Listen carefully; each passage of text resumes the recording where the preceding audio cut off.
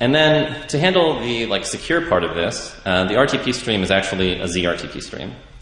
And ZRTP is a pretty nice protocol that was designed by Philip Zimmermann, and it was done with forward security in mind.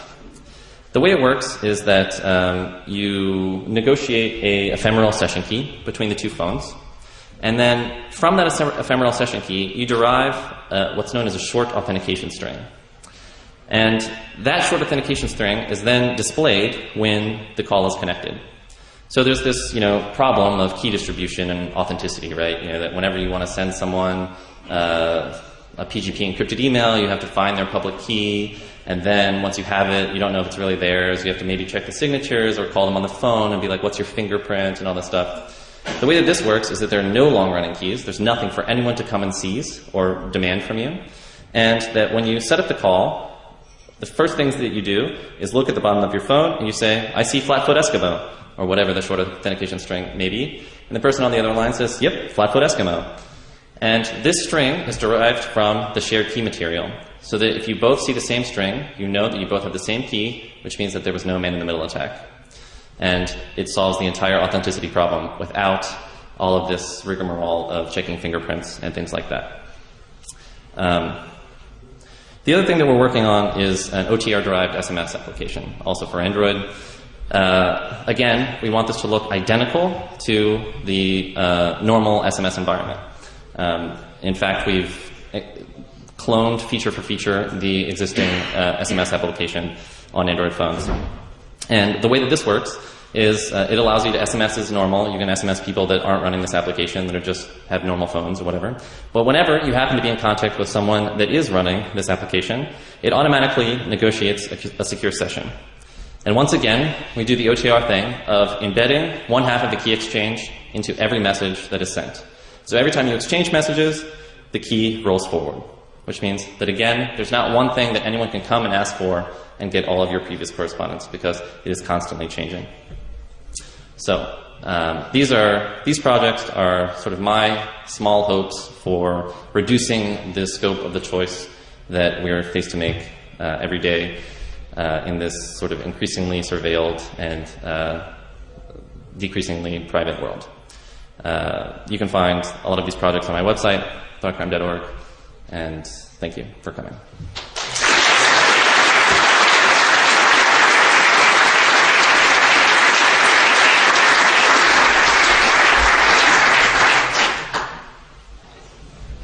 And I can answer any questions anyone might have.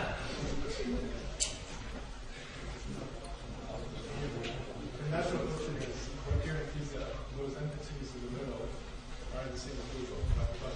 The Google sharing servers? This is a good question. So the question is, okay, this Google sharing proxy stuff might be interesting, but aren't the Google sharing proxies in the exact same position that Google is now in? And the answer is yes and no.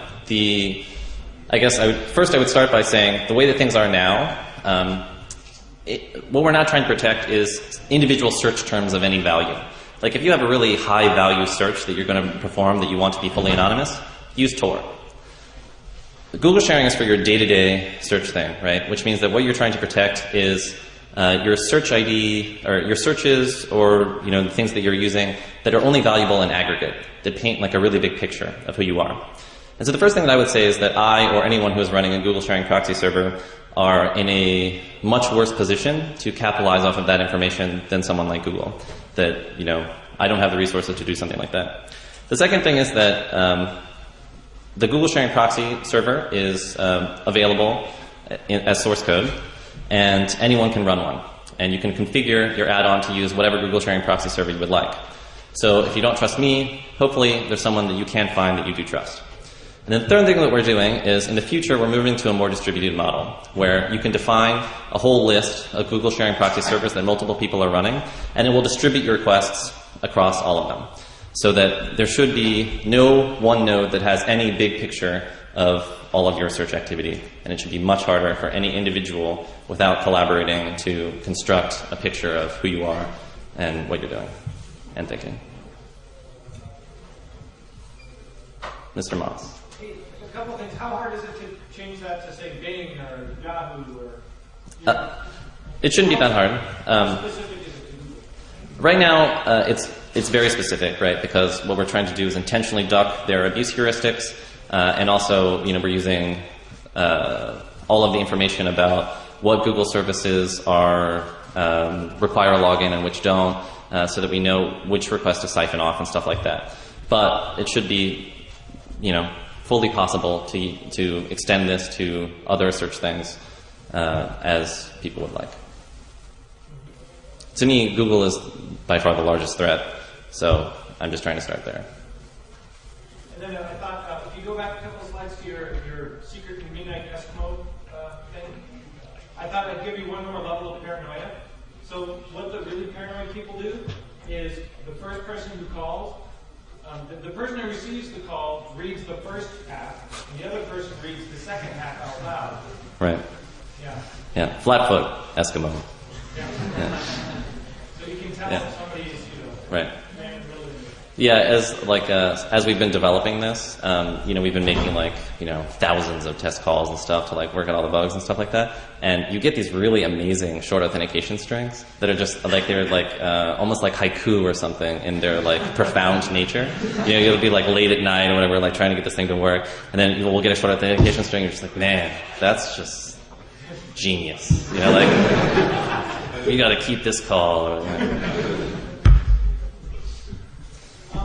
So what products do you know that use for email? I know there's OTR for some chat clients and there's OTR Right. for some... Right now, I think OTR for chat is the only place that I've seen this. And what I would like to see is, and it seems like that is definitely where the developers of OTR have focused all of their energy. And they don't have unlimited time, and they're doing a really good job in the chat environment. And I would just like to see people now extending this OTR concept into other spaces, into email, into SMS, into all of our communication. Yeah. With OTR, did you have problems with archiving? Sure. That if you choose to archive things, and this is maybe one of the reasons that people haven't immediately done this with email, just because people keep email around for a long time, it tends to be. What you have to do is re-encrypt it with a local key or something like that if you intend to keep it around. But the nice thing about OTR is that it gives you the option to delete something, right? With PGP, even if you're deleting your email as it comes in, or if you use the BGP model for SMS, even if you were deleting that as it came in, it's really not very unrealistic to assume at this point that there's someone who's just capturing all traffic everywhere and can at any point go back and reconstruct what happened on the wire after they've confiscated your key. We know that some people are doing that, like the NSA at the AT&T WorldCom facility.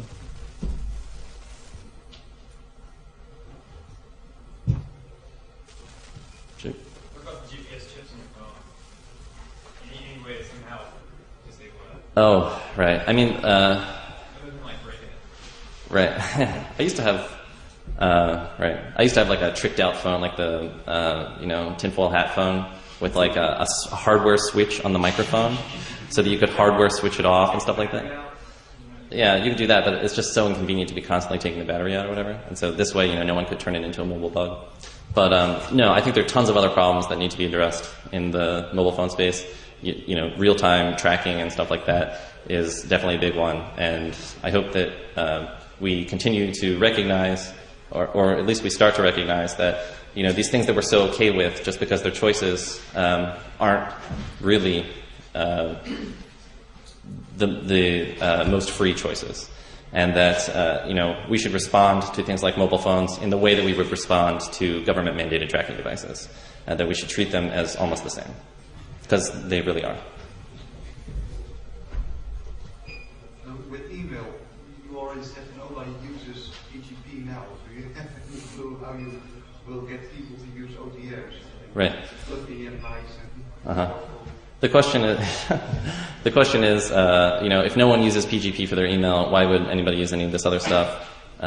Do we need to make it fluffy and nice and colorful? And I think fluffy and nice and colorful is definitely part of it, but also just designing protocols with ease of use in mind. That things like PGP are a pain to use. And I think a lot of it comes down to this sort of authentication step of, I got to find the key and the thing, whatever.